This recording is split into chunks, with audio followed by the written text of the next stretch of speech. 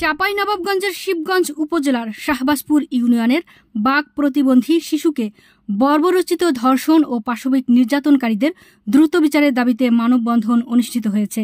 ১৬ March রবিবার সকালে শাহবাজপুর ইউনিয়নের শান্তিমোড়ে ইউনিয়ন এলাকাবাসীর আয়োজনে ঘণ্টাব্যাপী চলা মানববন্ধনে বক্তব্য রাখেন নির্যাতিত প্রতিবন্ধী শিশুর পিতা ও পরিবারের সদস্যরা সহ শিবগঞ্জ উপজেলা যুবদলের যুগ্ম আহ্বায়ক রেজাউল করিম, শাহবাজপুর ইউনিয়ন স্বেচ্ছাসেবক দলের আহ্বায়ক বেনিয়ামিন নবীন, সদস্য সচিব পলাশ মাহমুদ সহ বিভিন্ন শ্রেণী পেশার কয়েকশো মানুষ অংশগ্রহণ করে।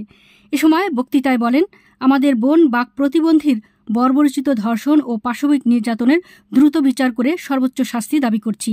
সেই সাথে সরকারকে হুঁশিয়ার করে বলতে চাই, ধর্ষকের সর্বোচ্চ শাস্তি না হওয়া পর্যন্ত বিএনপি, যুবদল, স্বেচ্ছাসেবক দল ও ছাত্রদল ভুক্তভোগী পরিবারটির পাশে থাকবে। উল্লেখ্য, গত ১৪ মার্চ প্রতিবন্ধী শিশুর উপর বর্বরোচিত ধর্ষণের ঘটনায় ৩ জন আসামিকে আটক করেছে পুলিশ।